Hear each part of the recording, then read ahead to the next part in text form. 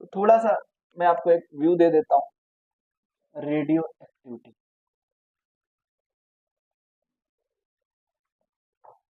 कल ही हमने पढ़ लिया था थोड़ा सा, खैर आज। रेडियो एक्टिविटी क्या है? जो हैवियर न्यूक्लियस होते हैं वो अनस्टेबल होते हैं, तो स्टेबल की तरफ आने के लिए वो पार्टिकल्स, न्यूक्लियस क्या करता है? डीके करता है। इसी प्रॉपर्टी को हम क्या बोलते हैं? Radioactivity. ठीक है।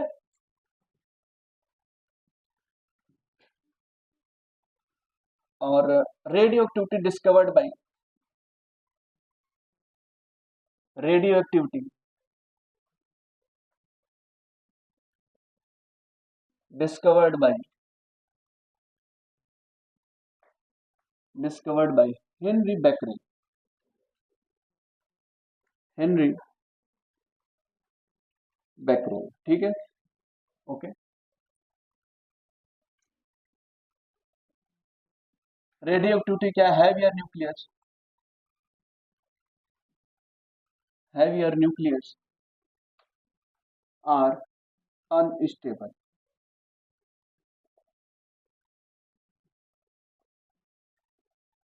So, to gain stability,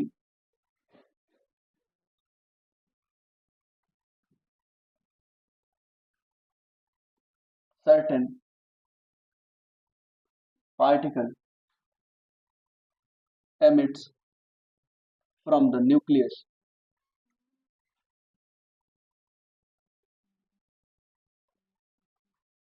Certain particle emits from the nucleus. और जो ये पार्टिकल एमिट होते हैं न्यूक्लियस से, इन्हीं को हमने क्या बोला था? Alpha, beta, gamma. ठीक है। और इसी प्रॉपर्टी को हम क्या बोलते हैं? Radio activity. ये सब टेक्स्ट बुक में लिखा हुआ है, आपके मॉड्यूल्स में है। ठीक है। वैसे आपके सिलेबस से हट गया है, मान लो। अब रेडियो एक्टिविटी की खोज की हेनरी बैकरेल ने। तो अब कैसे खोज हुई, इसके पीछे भी कहानी। लैब में बैठे थे, कुछ तो रिसर्च कर रहे थे, तो एक रिंग रखा हुआ था, उसका इम्प्रिंट बन गया बिल्कुल। ठीक है। वो जब रेज निकली वहां से, तो वो रिंग की जो फोटो है वो शीट पे बन गई। तो फिर उन्होंने दिमाग लगाया कि हो सकता है कुछ ऐसा, तो वहां से एक्सरेज की बात होती। ठीक है। वैसे एक्सरेज भी हट गया आपके सिलेबस से। ठीक है। एक्सरे, रेडियो एक्टिविटी, ये सब हट गया। खैर, अच्छा, जो रेडिएशन एक्सपोजर है, जैसे मान लो मैंने आपको चेरनोबिल डिजास्टर का वीडियो दिखाया था, तो जो रेडिएशन, जैसे कीमोथेरेपी होता है, ठीक है, उसमें सर्टेन अमाउंट ऑफ रेडिएशन दिया जाता है एक पर्सन को। ठीक है। तो उसके बाल वगैरह सब गायब होने लगते हैं जब उसको रेडिएशन से एक्सपोज। तो डोजेस होते हैं, जैसे एक दवा की खुराक होती है, डोज कितना डोज लेना है, 650 mg, 300 mg, 20 mg। तो वैसे भी एक डोज होता है रेडियो एक्टिविटी का। तो radiation exposure, radiation exposure, radiation exposure. Cancer की दवा सबसे आसान है, लेकिन पैसा कमाने का तरीका है, इसलिए केमोथेरेपी वगैरह करना पड़ता है। ठीक है। थोड़ा सा दिखाना पड़ता है ना? लेकिन बहुत ही आसान है। कुछ बुक्स हैं अपने इंडियन टेक्स्ट में, उसको बोलते हैं, एक तो चरक संहिता है, तो बहुत, जो कोई पढ़ता ही नहीं, किसी को पता ही नहीं, उसको पढ़ो। रेडिएशन एक्सपोजर या डोज को हम रॉन्जन में, डोज को मेजर करने की जो एसआई यूनिट होती है, एसआई यूनिट या यूनिट बोल दो, सिर्फ ऐसे यूनिट, उसको बोलते हैं रॉन्जन में मेजर करते हैं, रॉन्जन। ठीक है। रॉन्जन भी एक साइंटिस्ट है। ठीक है। फिर आए क्यूरी कपल। ठीक है। Marie Curie and Pierre Curie. उन्होंने इसके आगे और काम किया, और उन्होंने खूब सारे रेडियो एक्टिव एलिमेंट्स की डिस्कवरी की। ठीक है। Like radium, polonium. ठीक है। पोलैंड से थे, तो उन्होंने पोलोनियम रख दिया उसका नाम। ठीक है। ओके। चलो, अब ये जो किससे मेजर करते हैं रेडिएशन, ये सब याद करने की जरूरत नहीं, बस ऐसे आपके इंफॉर्मेशन के लिए। Radiation is measured by an instrument, an instrument called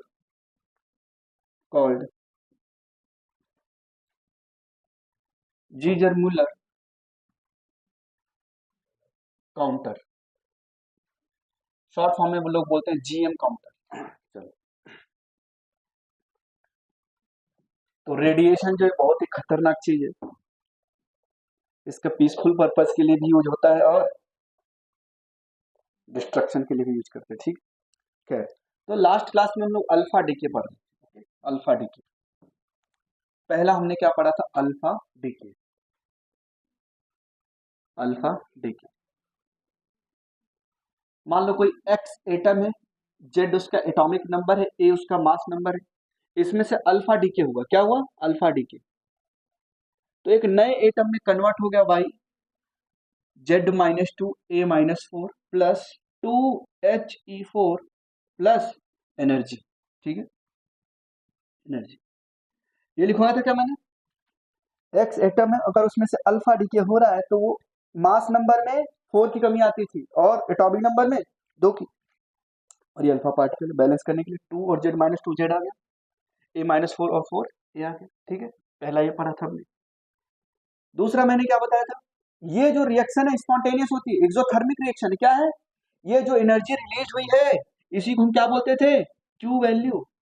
energy release हुई है तो मतलब क्या है? एक्सोथर्मिक रिएक्शन है। क्या एक्सोथर्मिक रिएक्शन है? एक्सोथर्मिक रिएक्शन का मतलब क्या होता है सर? एनर्जी रिलीज हुई, स्पॉन्टेनियस रिएक्शन। और जो क्यू वैल्यू आई वो क्या होती थी? पॉजिटिव। अगर क्यू वैल्यू पॉजिटिव है तो इसका मतलब ही क्या होता था? एनर्जी रिलीज हुई। ठीक है, दूसरा हमने क्या पढ़ा था? जो एनर्जी रिलीज हुई थी वह in the form of kinetic energy of product. जो एनर्जी रिलीज हुई किस फॉर्म में रिलीज हुई थी? इन प्रोडक्ट्स की काइनेटिक एनर्जी के फॉर्म। ठीक है, चलो तो kinetic energy of alpha plus kinetic energy of Y equal to Q, ये बोला था हमने। ठीक है, फिर मैंने बोला भाई एटम रेस्ट पे है। तीसरी बात, एटम रेस्ट पे था एक्स, इसमें से जब अल्फा पार्टिकल निकलेगा तो एक एटम वाई बनेगा और एक एटम अल्फा पार्टिकल तो है ही। ठीक है, तो हमने बोला भाई इनिशियली रेस्ट पे है और कोई भी एक्सटर्नल फोर्स काम नहीं कर रहा। जब अल्फा पार्टिकल इसमें से निकलेगा, जब इसमें से अल्फा पार्टिकल निकलेगा तो क्या करेगा? रिकॉइल देगा। क्या इसको रिकॉइल देगा क्या? और कोई भी नेट फोर्स काम नहीं कर रहा था तो मैंने क्या बोला? मोमेंटम कंजर्व है। इनिशियल मोमेंटम बराबर फाइनल मोमेंटम। इनिशियली रेस्ट पे था तो 0, फाइनल सर इसका मास कितना होगा? A-4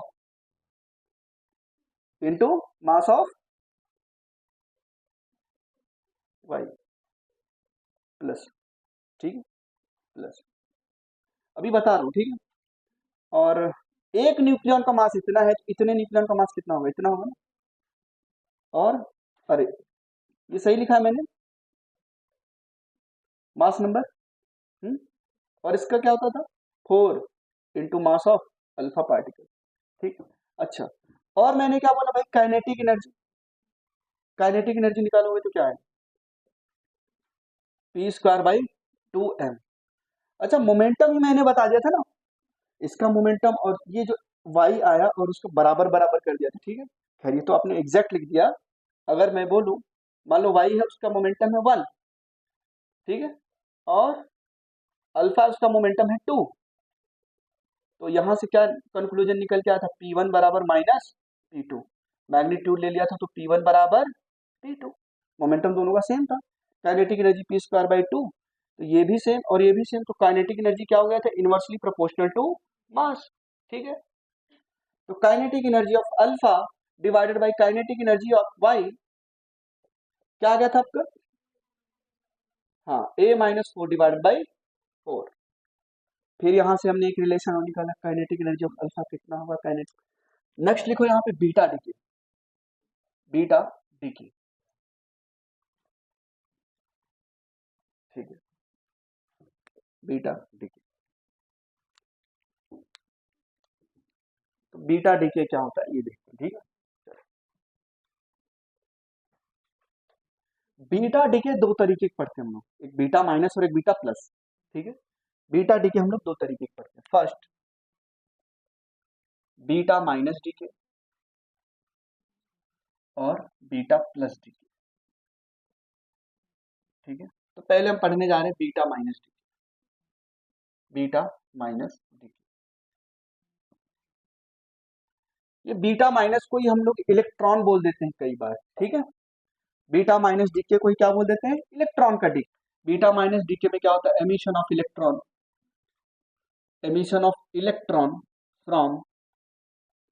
from nucleus, emission of electron from nucleus.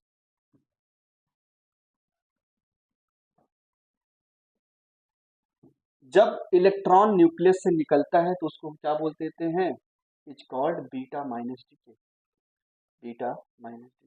बात सर मजे की है, यहाँ पे इलेक्ट्रॉन न्यूक्लियस में कैसे आ गया, क्वेश्चन तो आना चाहिए, न्यूक्लियस में इलेक्ट्रॉन कहाँ से आ गया। तो जब भी बीटा डीके होता है इसका मतलब क्या है, न्यूट्रॉन का डीके हो रहा है, ठीक है। बीटा डीके होने का मतलब न्यूट्रॉन का डीके होता है, वो न्यूट्रॉन ही टूटता है प्रोटॉन और इलेक्ट्रॉन में, ठीक है। तो कोई बोले बीटा माइनस डीके का, चलो एमिशन ऑफ इलेक्ट्रॉन तो समझ गया आप लोग, फ्रॉम न्यूक्लियस इज कॉल्ड, तो बीटा माइनस डीके का मतलब क्या होगा, beta minus decay means decay of neutron, decay of neutron, वो न्यूट्रॉन ही है जो टूटता है, ठीक है, क्योंकि न्यूक्लियस में न्यूट्रॉन है और न्यूट्रॉन न्यूट्रल चार्ज पार्टिकल, ठीक है। तो न्यूट्रॉन टूटेगा, किसमें कन्वर्ट होगा, प्रोटॉन और इलेक्ट्रॉन, और एक पार्टिकल और निकलता है उसको बोलते हैं एंटी न्यूट्रिनो, क्या बोलते हैं, anti neutrino, plus energy release होती है, एनर्जी रिलीज, ठीक है। अब समझाने का तरीका है साइंटिस्ट का, अभी बताएंगे न्यूट्रिनो हाइपोथेसिस। तो न्यूट्रॉन किसमें टूट गया, प्रोटॉन और इलेक्ट्रॉन में। अगर मैं यहाँ पे देखूं न्यूट्रॉन के पास सर 0 n1, ठीक है, 1 p1 -1 e, सॉरी ये भी -1 और 0, ये होता है, ठीक है। न्यूट्रॉन पे चार्ज 0, इस पे +1, इस पे माइनस, ठीक है। इसका जो मास होता है नेग्लिजिबल मास, ठीक। चलो अब ऐड करो, मास नंबर एटॉमिक नंबर सब क्या है, बैलेंस है क्या, ठीक है, ओके। चलो ये सर क्या है, ये न्यूट्रिनो है, इसको सॉरी एंटी न्यूट्रिनो, बार लगा हुआ तो इसको हम क्या बोलते हैं, एंटी न्यूट्रिनो। ये आया क्यों, पहले तो साइंटिस्ट ने यही लिखा था, इसको नहीं लिखा था, इसको नहीं लिखा था, सिर्फ ये लिखा था। तो जो कंजर्वेशन ऑफ एनर्जी है, कंजर्वेशन ऑफ मोमेंटम है, वो सब वायलेट हो रहे थे, conservation of energy, conservation of momentum, ये सब वैलिड ही नहीं आ रहे थे। तो पाउली चाचा है, ठीक है, लिनस पाउली, ठीक है, उन्होंने बोला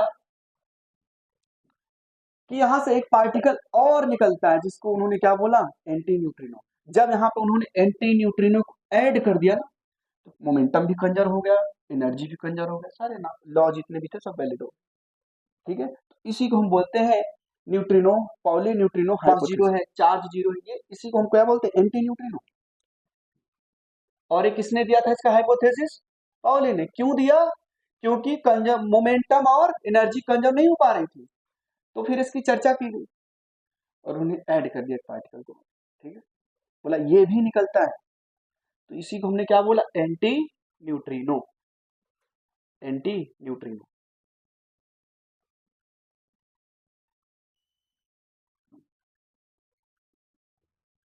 न्यूट्रिनो की स्पेलिंग देख लेना आप लोग, ठीक है। चलो एंटी न्यूट्रिनो, अच्छा इसके पास जो होता है इसी को हमने क्या बोलते हैं, एंटी न्यूट्रिनो। इसके पास कोई चार्ज होता है क्या, नहीं होता, इस पे जो चार्ज है वो 0 है। इसका जो रेस्ट मास है, रेस्ट मास वो भी 0 है। ये अपने साथ एनर्जी और मोमेंटम कैरी करता है, ठीक है, carries energy and momentum, energy and momentum, carries energy and momentum, ठीक। चलो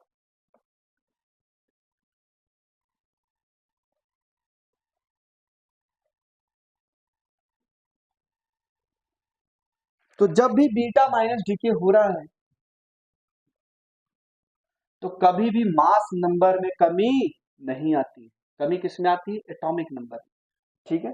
चलो कभी भी बीटा माइनस डीके हो, तो ये क्यों, इसी को हमने क्या बोला, Pauli neutrino hypothesis, neutrino hypothesis, hypothesis मतलब समझ रहे हो, क्या? हाँ, प्रूफ नहीं किया, बस ऐसे मन गढ़ंत है ना, जैसे कल्पना किया उन्होंने, इमेजिन किया यार ये हो सकता है, बस उन्होंने वो इमेजिन कर लिया और उसको यहाँ पे ऐड कर दिया, बात बन गई। अच्छा, एंटी न्यूट्रिनो क्या होता है सर? न्यूट्रिनो के पास सिर्फ और सिर्फ स्पिन होती है, ठीक है, इसके पास क्या होता है? Only spin. हाँ, न्यूट्रिनो, एंटी न्यूट्रिनो, किसी के पास पॉजिटिव स्पिन है, किसी के पास नेगेटिव स्पिन है, ठीक है। चलो अब आगे बढ़ते हैं, ठीक है। बीटा माइनस डी के करा, मान लो कोई एक्स एटम है, एटॉमिक नंबर है जेड और मास नंबर है ए। अगर बीटा माइनस का डीके हुआ, किसका डीके? बीटा माइनस का डीके हुआ, तो मास नंबर में कोई भी कमी नहीं आएगी। कमी किस में आती है? एटॉमिक नंबर प्लस, ठीक है, सॉरी मास नंबर, कमी नहीं आएगी, कमी नहीं आएगी, बढ़ जाएगा, क्योंकि इलेक्ट्रॉन निकाल रहे हो ना, मास। कमी आती है पॉजिट्रॉन में, प्लस एनर्जी, प्लस एनर्जी। चलो लिखो इसको।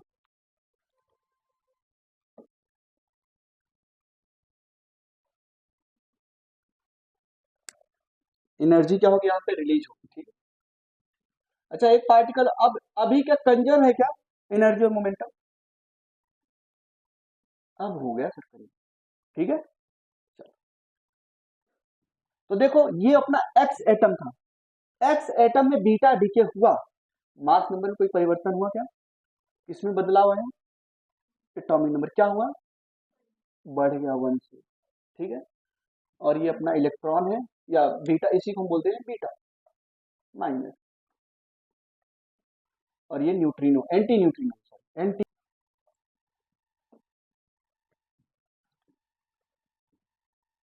ठीक है। तो बीटा माइनस डीके का मतलब क्या होता है? Emission of electron from nucleus. अब न्यूक्लियस से इलेक्ट्रॉन कैसे निकलेगा? तो यहाँ पे एक्सप्लेन करो सर। एक्चुअल में तो न्यूट्रॉन का डीके होता है, न्यूट्रॉन प्रोटॉन और इलेक्ट्रॉन में टूटता है, ठीक है। इसी को हमने क्या बोल दिया? Beta minus D. सर हमने फिर एनर्जी और मोमेंटम कंजर्व कराया, कंजर्व ही नहीं हुआ। तो पावलू चाचा है, उन्होंने क्या बोला? यार एक पार्टिकल और निकलता है, उन्होंने उसको बोल दिया एंटी न्यूट्रिनो। इसके पास चार्ज भी नहीं होगा, ना तो रेस्ट मास होगा, और ये सिर्फ और सिर्फ क्या कैरी करता है? एनर्जी और मोमेंटम। हाँ, एक बात और है इसमें, इसके पास केवल और केवल स्पिन होता है, ठीक है।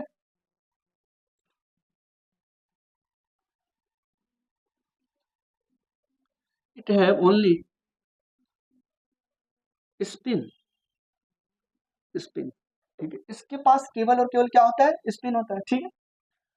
अब डीके किया हमने और एटॉमिक नंबर में, ठीक है, तो क्या लिखोगे यहाँ पे? Beta minus decay, beta minus decay में क्या होता है? No change in mass number, no change in mass number, ठीक है। Atomic number, atomic number is increased by 1, is increased by 1।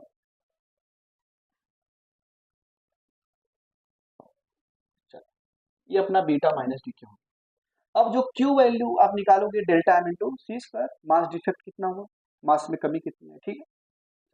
अब बीटा प्लस डीके पढ़ लेते, ठीक है। बीटा प्लस डीके,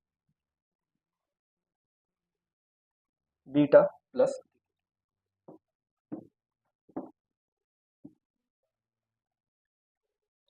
यहां पे अगर मैं बोलूं क्यू वैल्यू लिख के दिखाओ, तो कैसे लिखोगे? क्यू वैल्यू, इस रिएक्शन के लिए क्यू वैल्यू क्या होगी? डेल्टा एम इंटू सी स्क्वायर। ये जो एनर्जी रिलीज है, मास में कमी आई तभी तो। सर डीके क्यों हो रहा है? क्योंकि अभी जो पहला एटम था, ये जो हैवियर एटम है, हैवियर न्यूक्लियस, इसका जो न्यूक्लियस है अनस्टेबल, स्टेबल होने के लिए तो डीके हो रहा था। याद करो स्टेबिलिटी ऑफ हैवियर न्यूक्लियस, वो टूटता था ना।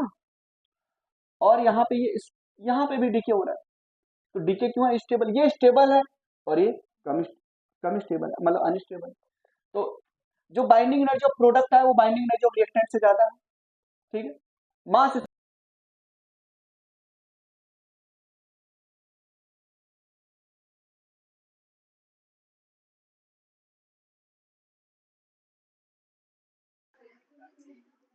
चलो ठीक है। देखो सभी लोग, अपना नेक्स्ट टॉपिक है न्यूक्लियर फिशन।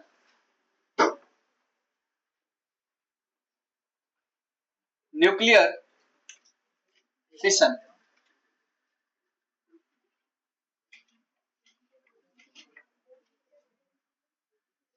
फिशन का मतलब होता है टूटना, विखंडन, ठीक है। अगर शुद्ध हिंदी की बात करूं तो विखंडन बोलेंगे इसको, ठीक है। जैसे पार्टियों का गठबंधन होता है, वैसे विखंडन हो रहा है, ठीक है, टूटना, है ना?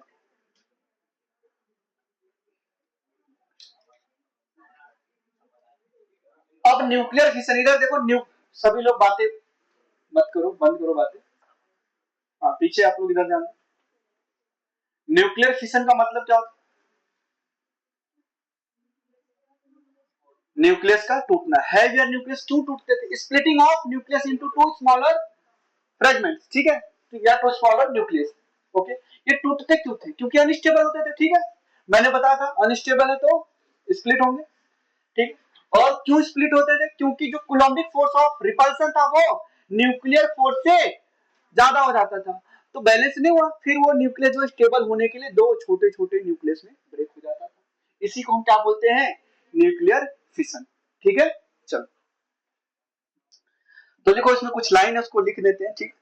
अब हम लोग स्पेसिफिकली यूरेनियम के लिए पढ़ने जा रहे हैं, ठीक है। हैवियर न्यूक्लियस मतलब अगर लेड से ऊपर जाओगे, लेड से ऊपर 82 से ऊपर एटॉमिक या पीरियोडिक टेबल में एटॉमिक नंबर में 82 से ऊपर जाओगे तो आपको जो भी एलिमेंट मिलेंगे वो हैवियर न्यूक्लियस होंगे। उनमें क्या होगी? कुछ ना कुछ रेडियो, सब में नहीं, मतलब मोस्टली में रेडियो एक्टिव प्रॉपर्टी होती है, ठीक है। वो स्टेबल होने के लिए डीके करते रहते हैं, स्मॉलर न्यूक्लियस में टूटते। तो जो अभी जो अपने चैप्टर में है, एनसीईआरटी में है, वो यूरेनियम पे है, तो हम लोग यूरेनियम के लिए पढ़ते, ठीक। एक जनरल अंडरस्टैंडिंग बिल्डअप करेंगे। तो जब भी यूरेनियम के न्यूक्लियस पे या यूरेनियम एटम के न्यूक्लियस पे हम स्लो मूविंग न्यूट्रॉन को बम्बार्ड कराते हैं, क्या कराते हैं? स्लो मूविंग न्यूट्रॉन का बम्बार्ड कराते हैं, तो यूरेनियम दो एटम में स्प्लिट हो जाता है। क्या हो जाता है? स्प्लिट हो जाता है। और वो दो एटम या तो बेरियम और क्रिप्टॉन होंगे, बेरियम और क्रिप्टॉन, या तो जीनॉन और स्ट्रॉन्सियम, ये दो होंगे, ठीक है। अब ये पता नहीं कौन से होंगे, लेकिन ये पता है कि इन चारों में से कोई, या तो बेरियम क्रिप्टॉन या तो जीनॉन एंड स्ट्रॉन्सियम, ठीक है। ये जब दो न्यूक्लियस छोटे छोटे न्यूक्लियस में टूटते हैं तो न्यूक्लियस क्या होगा? स्टेबल होगा, और जो रिएक्टेंट का मास है वो न्यूक्लियस के जो प्रोडक्ट है उससे ज्यादा होता है, मतलब प्रोडक्ट का मास कम हो गया और रिएक्टेंट का मास ज्यादा था, तो जो मास प्रोडक्ट का कम हुआ, जो डिसअपियर हुआ, वो क्या हुआ? इन the form of energy appear हुआ। तो जो एक न्यूट्रॉन का बम्बार्डमेंट करवाओगे यूरेनियम के न्यूक्लियस पे, तो यूरेनियम का न्यूक्लियस बेरियम और क्रिप्टॉन में ब्रेक हुआ, तो जो एनर्जी रिलीज होती है उस प्रोसेस में वो होती है 200 mega electron volt, 200 mega electron volt, ठीक है। समझ में आया क्या बोलना चाह रहा हूं? पहले तो स्प्लिटिंग होगी ही क्यों सर? क्योंकि अनस्टेबल है, ठीक है। नेचुरली, अगर वैसे तो आप आर्टिफिशियल रेडियो एक्टिव करा सकते हो, ठीक है। आर्टिफिशियल रेडियो एक्टिविटी को डिस्कवर किया था, मतलब उन्होंने एक्सप्लेन किया था, मतलब कोई एटम रेडियो एक्टिव नहीं है, उसको आर्टिफिशियली आपने रेडियो एक्टिव बना दिया, ठीक है। उसके लिए क्या नाम था? मैडम स्क्लोडोस्का क्यूरी, ठीक है।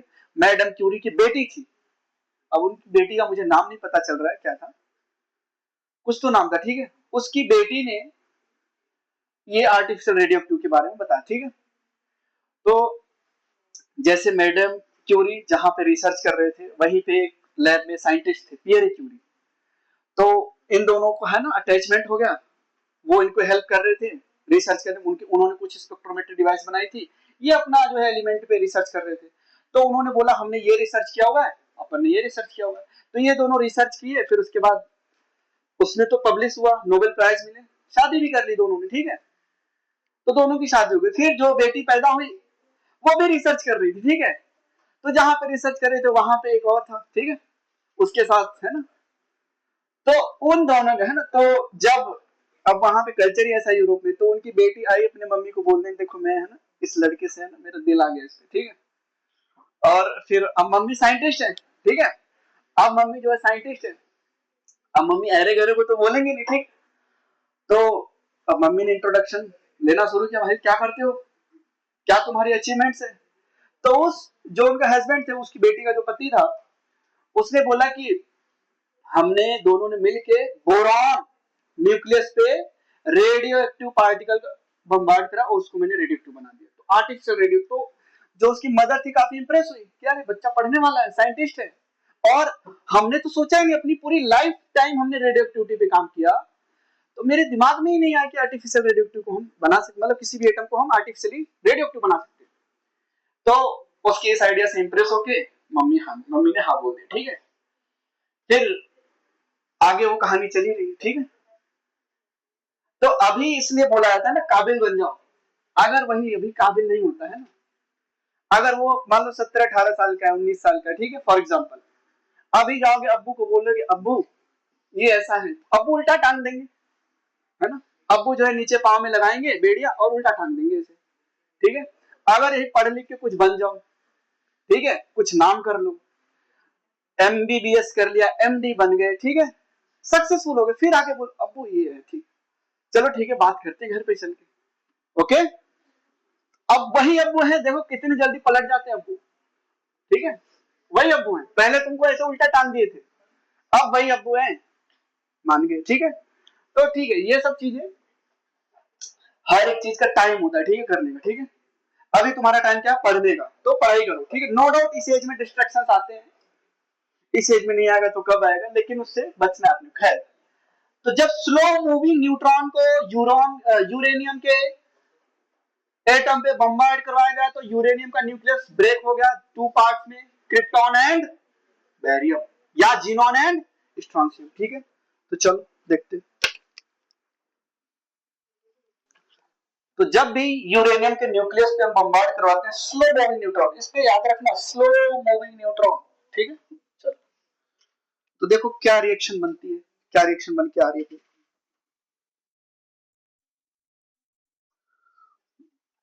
यूरेनियम 235, 92U235 पे जब हमने स्लो मूविंग न्यूट्रॉन, ये क्या है, slow moving neutron, slow moving neutron को बम्बार्ड करवाया, तो क्या मिलेगा अपने को, बैरियम या krypton plus 200 mega electron volt की एनर्जी रिलीज होगी, एनर्जी रिलीज्ड, एनर्जी रिलीज्ड। या तो ये मिलेगा पहला, या तो दूसरा, यूरेनियम 235, यूरेनियम 235 पे हमने न्यूट्रॉन को, स्लो मूविंग न्यूट्रॉन को बम्बार्ड करवाया, ठीक है, स्लो मूविंग न्यूट्रॉन को बम्बार्ड करवाया, तो क्या मिलेगा अपनों को, जीनॉन या strontium, xenon plus strontium, plus इसमें भी एनर्जी उतनी रिलीज होती है, ठीक है, plus 200 mega electron volt, plus 200 mega electron volt. बातें मत करो आप लोग,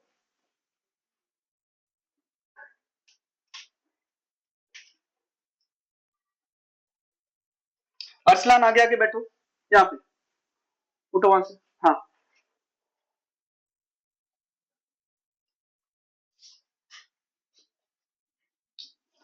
नहीं सुनाई देता एक बार में, सब जमाना लगे क्या उठने में तुमको, ओके। चलो, इस प्रोसेस को हम क्या बोलते हैं, न्यूक्लियर फिशन, ठीक है।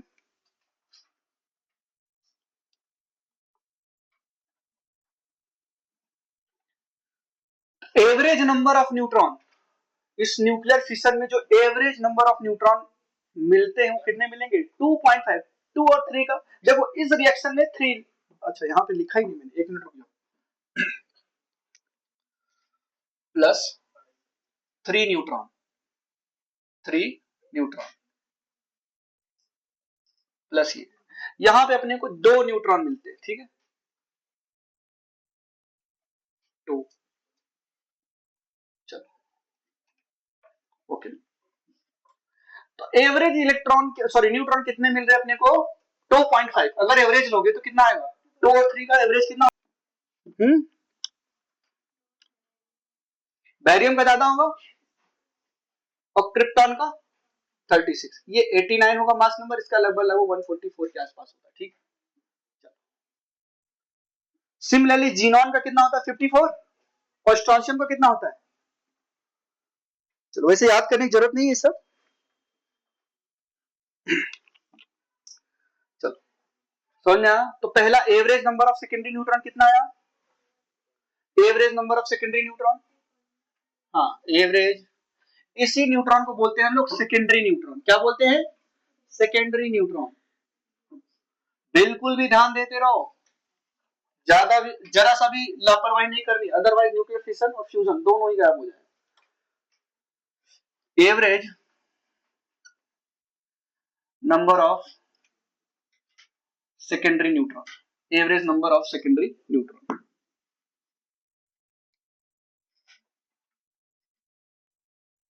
Average number of secondary neutron कितना आएगा 2.5। अब ऐसा नहीं कि 0.5 रिलीज हो रहा है, या तो 3 मिलेगा या तो 2 मिलेगा। और ये भी हमारा कंट्रोल नहीं कि जीनॉन मिलेगा कि स्ट्रॉन्शियम, जीनॉन प्लस स्ट्रॉन्शियम मिलेगा या बेरियम, इस पे भी हमारा कंट्रोल नहीं है। हाँ एक बात फिक्स है, जो एनर्जी रिलीज होगी, ठीक है। चलो दूसरा, एनर्जी जो रिलीज होती है वो इन the form of kinetic energy of the product. Product में जो एक्सरेज, बैकरेल, रॉन्जन, मैडम क्यूरी, क्या मतलब अभी देखो बताया ना मैंने कुछ आपको। रेडियो एक्टिविटी की डिस्कवरी सबसे पहले किसने की थी, हाँ बैकरेल ने की थी, ठीक है। उसको आगे और स्टडी किसने की, मैडम क्यूरी ने की, ठीक है। तो जो रेडियो एक्टिविटी की यूनिट होती है, कई बार क्यूरी भी होती है और बैकरेल भी होती है, ठीक है, डिपेंड करता है ऑप्शन में किसने दिया हुआ है। जो डोज मेजर करते हैं रॉन्जन भी मेजर करते हैं, ठीक है, okay. Released energy is appeared in the form of kinetic energy. Mass defect delta m is about, delta m is about 0.1% of fissioned nucleus, fissioned nucleus, ठीक। जो न्यूक्लियस फिजन हो रहा है ना, जिसका फिजन हो रहा है फिजन का मतलब टूटना, जो न्यूक्लियस टूट रहा है ना उसका जितना मास होगा उसका 0.1% मास डिफेक्ट में आएगा, और यही 0.1% किसमें कन्वर्ट हो रहा है, एनर्जी में, ठीक है। एक चलो, single uranium atom, single uranium 235 के टूटने से अपने को कितनी एनर्जी मिल रही, fission of single uranium 235 releases 200 mega electron volt of energy, releases 200 mega electron volt of energy, ठीक है। मैंने अभी जैसा कि बताया, इस न्यूक्लियर फिशन का यूज करके हम लोग दोनों ही कंस्ट्रक्टिव डिस्ट्रक्टिव दोनों, कंस्ट्रक्टिव के लिए हम यूज करेंगे तो पावर प्लांट बनाएंगे, एनर्जी अपने लिए यूज कर, ठीक है, जैसे आप मुंबई में हो गया ट्रॉम्बे, ठीक है, और साउथ में भी 2-3 जगह है, राजस्थान के पास भी है, ठीक है, 3-4 मतलब ऐसे खूब सारे प्लेसेस हैं जहां पे न्यूक्लियर पावर प्लांट है। उसका यूज हम क्यों करते हैं, ग्रीन एनर्जी के लिए, कोई भी धुआं नहीं निकलता है, एनवायरमेंट को कोई भी लॉस नहीं होता है, उनका ये मानना है, इकोनॉमी मतलब एनवायरमेंट फ्रेंडली है, ठीक है।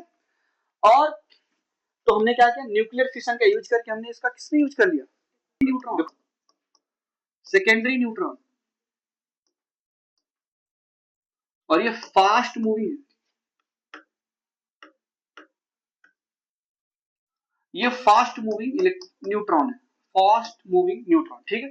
फिर ये न्यूट्रॉन, अब ऐसा तो है नहीं कि एक ही एटम लिया होगा, हम लेते हैं तो ग्राम में लेते हैं, अब उसमें कितने सारे एटम्स होंगे, लगाओ mole concept, number of mole equal to weight in gram divided by molar mass, number of particles divided by available number. अगर आपको नंबर ऑफ मोल्स या ग्राम में मास दे दिया तो नंबर ऑफ पार्टिकल नहीं निकाल पाओगे, इजीली कैलकुलेट कर लोगे। अब ये जो 3 सेकेंडरी न्यूट्रॉन निकले, ये फिर से यूरेनियम पे जाके अटैक किया, फिर से यूरेनियम ब्रेक हुआ, ठीक है, barium krypton, barium krypton, barium krypton, फिर अब यहां से जो ये बेरियम क्रिप्टॉन में ब्रेक हुआ, फिर से 3 न्यूट्रॉन, 3 न्यूट्रॉन, 3 न्यूट्रॉन है, टोटल 9 न्यूट्रॉन को रिलीज कर दिया। अब ये 9 न्यूट्रॉन फिर से जाके यूरेनियम पे अटैक करेंगे। अब ऐसा तो है नहीं कि अपने पास मिलियंस ऑफ एटम्स होंगे, ठीक है, तो एक चेन रिएक्शन स्टार्ट हो जाती है। क्या स्टार्ट हो जाती है, एक चेन रिएक्शन। अब इस चेन रिएक्शन को देखो, यहां पे लिखा है chain reaction, nuclear bombarding slow moving neutron, bombarding slow moving neutron in nucleus of heavy element. तो चेन रिएक्शन स्टार्ट हो गई। अब अगर इस चेन रिएक्शन को आप कंट्रोल नहीं कर पाए तो क्या बन गया, डिजास्टर। ठीक है, नागासाकी, हिरोशिमा। ठीक है, पूरे वर्ल्ड में देखो सब जगह वही एग्जांपल दिया जाता है। ठीक है, नागासाकी, हिरोशिमा तैयार है। अब अगर कंट्रोल अनकंट्रोल्ड चेन रिएक्शन हुआ तो क्या बन गया, न्यूक्लियर बॉम्ब, डिस्ट्रक्टिव हो गया, तबाही मचा देगा पूरा। ठीक है, अब इसी चेन रिएक्शन को अगर मैंने कंट्रोल कर लिया, क्या कर लिया, तो हम इसको पीसफुल पर्पसेस के लिए यूज कर सकते हैं, लाइक जो है power generation, nuclear power plant. ठीक है, ट्रीटमेंट में वहां पे भी एक्सपोजर देते हैं रेडिएशन का, लेकिन लिमिटेड डोज होता है। ठीक है, ऐसा नहीं कि एक ही दिन पूरा एक्सपोजर दे दिया, बुलाते रहते हैं ना, महीने, 6 महीने, 3 महीने, जो भी चलता है उनका कोर्स, कीमोथेरेपी। ठीक है, तो पीसफुल पर्पसेस के लिए, रिसर्च पर्पसेस के लिए भी यूज कर सकते हैं, as well as destructive purposes के लिए भी यूज कर सकते हैं। ठीक है, अगर चेन रिएक्शन कंट्रोल नहीं कर पाए तो क्या तैयार हो गया, डिजास्टर हो गया। ठीक है, अच्छा, नागासाकी, हिरोशिमा में जो बॉम्ब गिरा था वहां पे क्या था, अनकंट्रोल्ड चेन रिएक्शन। जिस दिन वहां पे बॉम्ब गिराया गया उस दिन तबाही तो हुई, लेकिन उसके अगले 50 साल तक उससे ज्यादा तबाही हुई, बस उसका फॉर्म अलग था। ठीक है, फॉर्म अलग क्या था कि जब यहां से ये टूटा तो बेरियम और क्रिप्टॉन ये खुद क्या है, रेडियोएक्टिव है। ठीक है, खुद रेडियोएक्टिव, ये जाके इन्वायरमेंट में मिल गए, पानी में मिल गए, जमीन में जो भी जमीन मतलब मिट्टी में जाके मिल गए। ठीक है, तो इन्वायरमेंट में जो सांसें ले रहे थे बच्चे, सांस के थ्रू उनके अंदर गया, वो पानी पी रहे थे, पानी के थ्रू गया, जिन फलों की सिंचाई कर रहे थे उन फलों में चला गया, गाय भी उसी पानी को पीती थी तो गाय के अंदर भी चला गया, तो जो डेयरी प्रोडक्ट्स आए उसमें भी वो मिला। ठीक है, तो वहां पे इतना ज्यादा रेडिएशन का एक्सपोजर हुआ उस एरिया में कि उस एरिया में जो भी लोग पैदा हो रहे थे वो डिसेबल्ड पैदा हो रहे थे। ठीक है, किसी की एक आंख गायब है, एक पांव, एक हाथी नहीं, मतलब अपंग पैदा होने। ठीक है, डिसेबल्ड। अगले 50 साल आज भी कुछ केसेस देखने को मिलते हैं वहां पे। इन्होंने ये जो रेडिएशन में है, इस रेडिएशन ने वहां के जो लोग थे उनके डीएनए का स्ट्रक्चर ही चेंज कर दिया, जिसको आप क्या बोलते हो, म्यूटेशन। ठीक है, जेनेटिक म्यूटेशन। ठीक है, डीएनए को ही म्यूटेट कर दिया इसने। ओके, तो जब डीएनए में मतलब तो पीसफुल पर्पसेस के लिए भी यूज करते हैं, लेकिन बहुत ही वो भी डेंजर, अगर वो भी हम कंट्रोल नहीं कर पाए तो वो भी डिजास्टर हो गया। ठीक है, तो अगले 50 सालों तक वहां पे जो भी लोग थे वो डिसेबल्ड, विजन, मतलब काफी प्रॉब्लम्स हुई वहां पे जो खाना पीना था वो भी बिल्कुल खराब हो गया। ठीक है, अब जाके थोड़ा सा सही हुआ है। अगले 50 साल का मतलब 1945 में मारा था यार इसने, है ना, वर्ल्ड वॉर 2 के टाइम पे। ओके, 50 साल मतलब अभी आप आज 20 साल पहले, अब जाके थोड़ी कंडीशन ठीक हुई, लेकिन वहां पे अभी भी ये देखने को मिलता है। ठीक है, इसके कुछ प्रूफ्स समझ में आया। यूरोन के यूरेनियम के सिंगल एटम पे न्यूट्रॉन को बम्बार्ड कराया, बेरियम और क्रिप्टॉन निकला, इसने निकला तो बातें मत करो, रेहान बातें नहीं। ठीक है, नहीं वो बागवान, ठीक, 3 तो रेहान है इस क्लास में। ठीक है, अब जो है 3 न्यूट्रॉन निकले, 3 रेहान मतलब 3 न्यूट्रॉन। ठीक है, चलो, बेरियम और क्रिप्टॉन, 3 न्यूट्रॉन। अब ये 3 न्यूट्रॉन फास्ट मूविंग न्यूट्रॉन थे। ठीक है, फास्ट मूविंग न्यूट्रॉन ने फिर से इस पे अटैक किया, तो सर आप वो कंट्रोल कैसे करेंगे, कंट्रोल करने के लिए वेरियस तरीके थे। तो क्या हो सर, अगर हम इन 2 न्यूट्रॉन को एब्जॉर्ब कर ले, अगर हम इन 2 न्यूट्रॉन को एब्जॉर्ब कर ले किसी तरीके से, तो एक ही न्यूट्रॉन बचा, फिर जो हुआ बाकी के न्यूट्रॉन को एब्जॉर्ब कर लो। ठीक है, इसके ये दो, ये दो, ये दो। ठीक है, तो चैन रिएक्शन क्या हो जाती थी, कंट्रोल। उसके लिए हम यूज करते थे कंट्रोल रॉड, जो किसका बना होता था, कैडमियम का, कई बार बोरॉन का भी बनाते हैं। ठीक है, कैडमियम की जो एब्जॉर्ब करने की प्रॉपर्टी है न्यूट्रॉन की वो ज्यादा होती थी, इसलिए हम कैडमियम को यूज करते थे। ठीक है सर, ये फास्ट मूविंग न्यूट्रॉन को स्लो कराने के लिए हम क्या यूज करते थे, मॉडरेटर। मॉडरेटर के रूप में हम हैवी वाटर यूज करते थे। ठीक है, D2O, heavy water as a moderator हम यूज करते थे। ओके,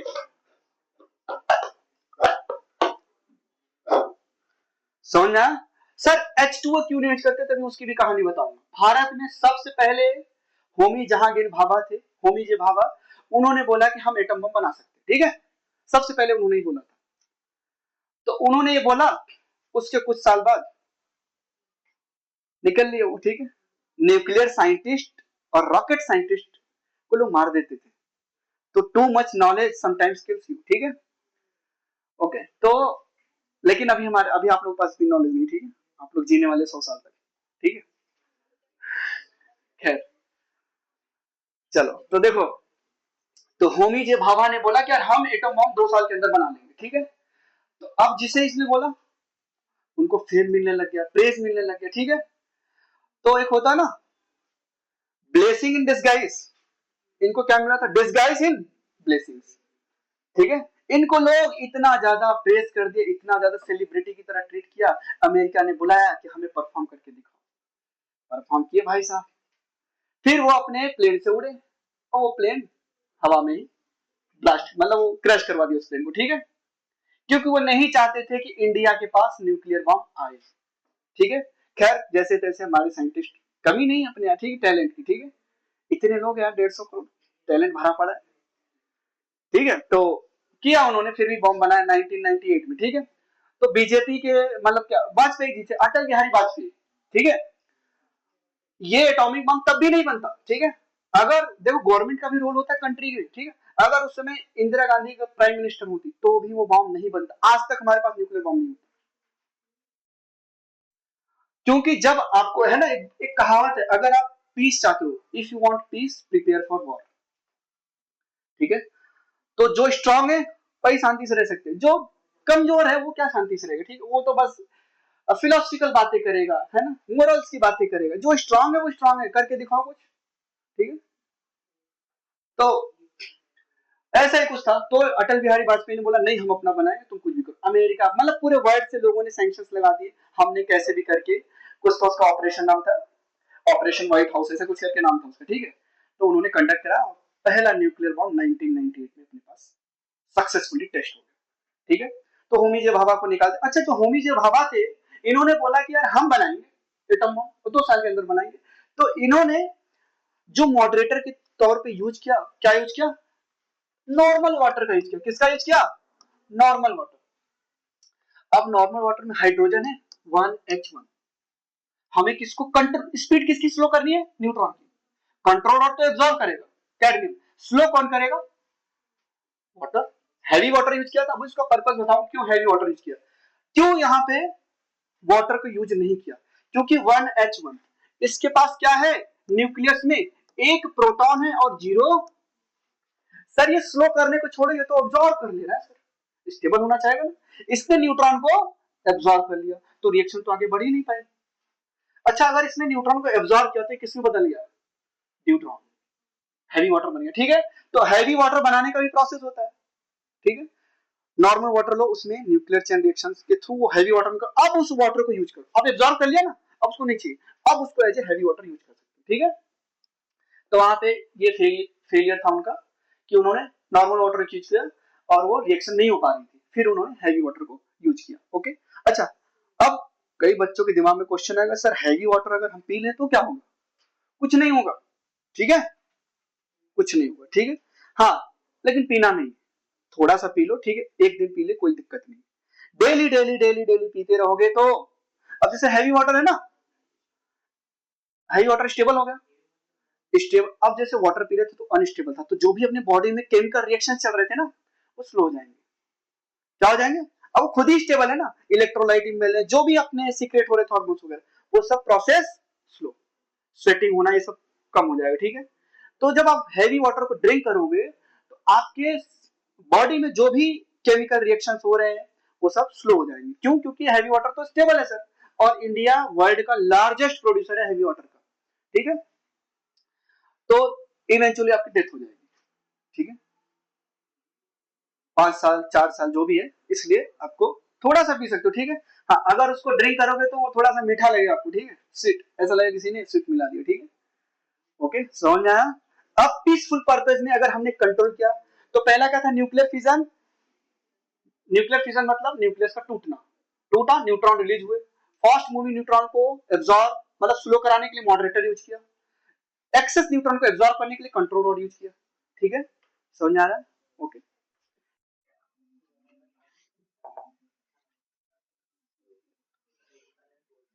देखो ये यूरेनियम था, यूरेनियम पे न्यूट्रॉन का बम्बार्डमेंट करा, बेरियम और क्रिप्टॉन में टूटा, और जो एक्सेस न्यूट्रॉन निकल रहे हैं, जो एक्सेस न्यूट्रॉन निकल रहे हैं वो जाके फिर से यूरेनियम को तोड़ दे रहे हैं। समझ में आया? ये न्यूक्लियर फिशन। ठीक है, चलो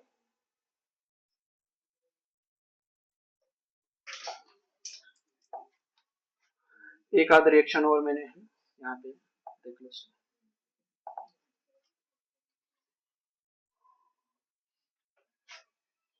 ठीक है, समझ में आया न्यूक्लियर फिशन? ओके, चलो अब जो मैंने बोला है अब उसको लिखवा देता हूँ। Reactor, but too much of this reaction can be dangerous. So how do we prevent nuclear power plants disasters from happening? The reactor needs to be encased in concrete shielding because the product of fission reaction are radio.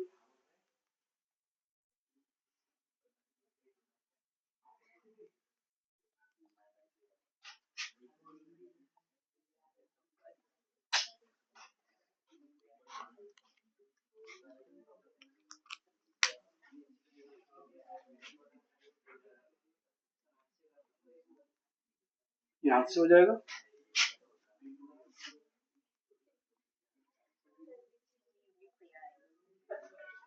There's a slight problem. The neutrons released move around at very high speeds. This makes it difficult for them to be absorbed by a nearby fuel rod. We need a moderator to slow the neutrons down so that they can easily be absorbed. We can use graphite as a moderator. What if there are too many chain reactions going on? Too much fission can lead to overheating of the reactor. When the rate of reaction is too high, we need to lower ठीक है, control. जब आप इस reaction को control नहीं कर पाओगे तो डिजास्टर्स होंगे।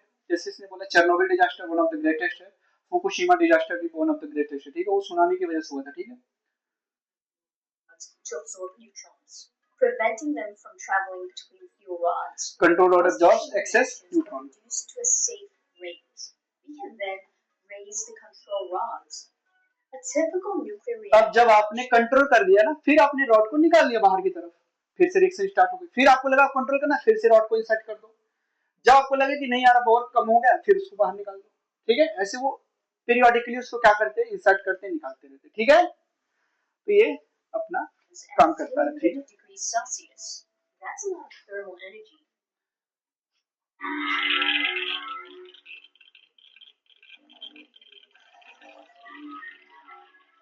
The world's worst civilian nuclear disaster took place when a reactor exploded at the Chernobyl power plant in Ukraine, then part of the Soviet Union. Present-day Belarus received 60% of the initial fallout. The radioactive cloud spread further to cover most of Europe. The Chernobyl nuclear newest, going online in 1986. देखो सब nuclear facility थे Chernobyl में। 1986. ये power plant number 2 था जिसमें disaster हुआ था। ठीक है, System in reactor number 4, but the routine safety drill went horribly wrong. A nuclear reactor is like अभी मैं समझा देता हूँ। ये क्या है, control rod made of boron या कैडमियम। ठीक है, ये क्या, ये यूरेनियम फ्यूल है। ठीक है, फ्यूल जो न्यूक्लियर रिएक्टर में यूज करते हैं यूरेनियम 235। ठीक है, ये फ्यूल है, ये चेन रिएक्शन हो रहा है। ठीक है, और ये क्या करता था, जब यहां से हीट प्रोड्यूस हुई तो जो वाटर है उसको गर्म करेगा, वाटर को स्टीम में कन्वर्ट कर देता था, और ये स्टीम टरबाइन के ब्लेड्स पे पड़ती थी। तो जब टरबाइन घूमेगा तो अपने को क्या मिलेगी, इलेक्ट्रिसिटी। तो यहाँ पे जो फिनोमेना हो रहा है अनकंट्रोल को कंट्रोल करने के लिए बार बार हमने रॉड को इंसर्ट किया, फिर बाहर निकाला, इंसर्ट किया, फिर बाहर निकाला। अब क्या हुआ, जो चेरनोबिल में डिजास्टर हुआ था उसमें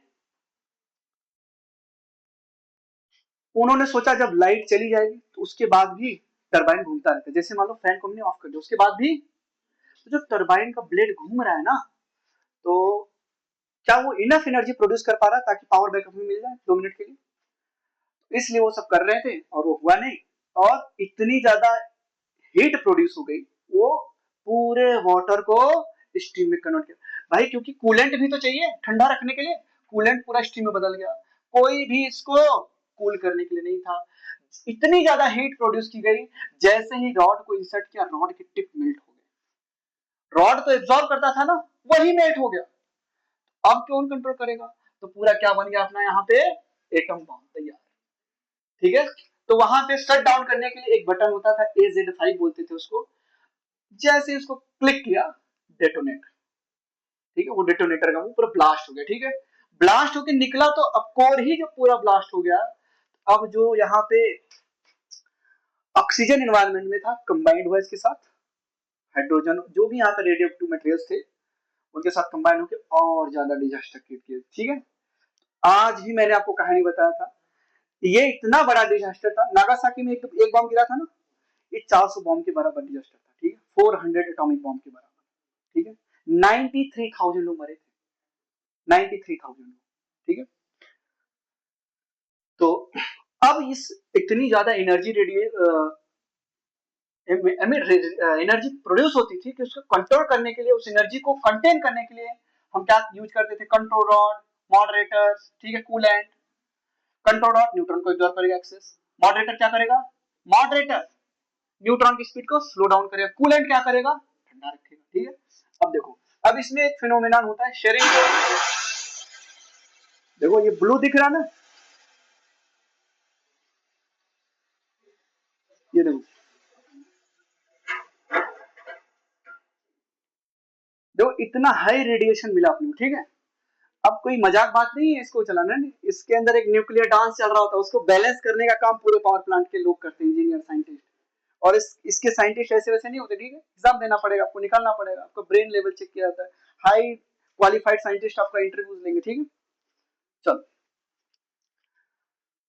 तो क्या हुआ देखा आपने, ब्लू दिखा, वो जो रेडिएशन, जो एनर्जी निकली यहाँ पे, उस जो एमिट हुए यहाँ पे पार्टिकल, जो भी यहाँ पे पार्टिकल एमिट हुए उसकी स्पीड क्या है, स्पीड ऑफ लाइट से भी ज्यादा है, इसीलिए ब्लूइश दिखता है अपने को, ठीक है। जब स्पीड ज्यादा है तो जाहिर सी बात है इसकी फ्रिक्वेंसी बहुत ही ज्यादा है, वेवलेंथ बहुत कम है।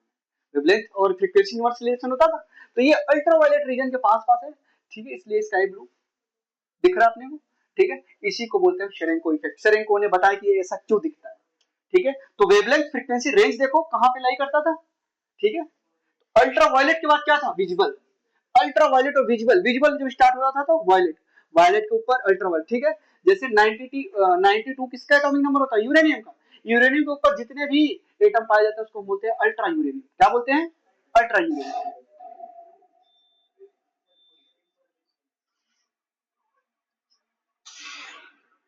देखो अभी ये ठीक,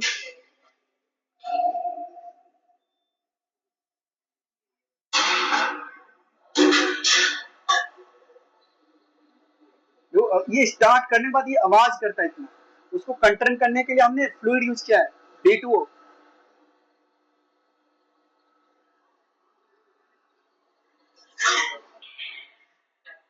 ये जो रॉड्स दिख रहे हैं ना, ये फ्यूल रॉड्स है, ठीक है, उसमें यूरेनियम है।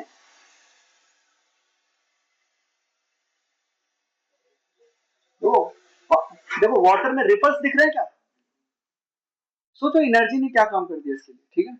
इतनी ज्यादा एनर्जी, अगर आपको बस ऐसे विदाउट वाटर बैठा दिया जाए ना यहाँ पे, बस बैठा दिया जाए, बस ये स्टार्ट करे, वाटर हटा दे और बस आपको यहाँ बिठा दिया जाए, within 15 days you are dead, आपकी डेथ हो जाएगी, ठीक है। शेरेंको स्फीयर करके एक नाम है, वो मतलब एक्सपेरिमेंट कर रहे थे, 2-3 तो साइंटिस्ट तो ऐसे ही मर गए। तो सेक्रीफाइस करके ही चीजें पता चली, ठीक है। ऐसा नहीं कि आप इसके बारे में पढ़ रहे हो तो लोग अपनी लाइफ तक दे देते थे, लाइफ चली जाती थी, ठीक है। आप इतने सारे ह्यूमन फिजियोलॉजी के बारे में पढ़ते हो, इतने सारे एडवांसमेंट मेडिसिन के बारे में पढ़ते हो, तो आपको क्या लगता है ऐसे ही आ जाता है क्या, ये लोगों पे एक्सपेरिमेंट्स होते हैं, रिसर्च करते हैं, ठीक है। जानवरों पे कितना एक्सपेरिमेंट, सबसे ज्यादा एडवांसमेंट वर्ल्ड वॉर 2 नाजी के टाइम पे, ठीक है। उन्होंने प्रिजनर्स को पकड़ा और प्रिजनर्स के ऊपर वो सारे एक्सपेरिमेंट किए, क्रुएल्टी वाले किए, जानवरों से बचता, ठीक है। अब सोचो एक एक ड्रग्स अगर खा लो तो क्या हाल होता है, ठीक है। आधा किलो खिला दे रहे हैं, देखते हैं तुम्हारा ब्रेन कैसा काम करेगा। एक पिल्स अगर खा लो तो क्या होता है, एक ही आवाज बार बार सुनाई दे रही, एक ही आवाज सिर्फ, एक ही साउंड को बार बार बार बार बार बार 13 दिन 14 दिन सुना रहे, फिर उसकी मेंटल कंडीशन चेक करते हैं। इतना ज्यादा रिसर्च ब्रेन पे किया हुआ है उसने, तो ये सब ऐसे नहीं आया, ठीक है। अब आपको क्या लगता है मैडम क्यूरी की डेथ कैसे हुई, रेडिएशन एक्सपोजर की वजह से। उनका वो न्यूक्लियर साइंटिस्ट, उनको पता था क्या है, कैंसर की वजह से बेचारी मरी, ठीक है, ओके। तो you have to pay the price to know something. अगर आपको बिल्कुल ट्रुथ तक जाना है तो आपको बहुत ही फाइट करना पड़ता है, ठीक है।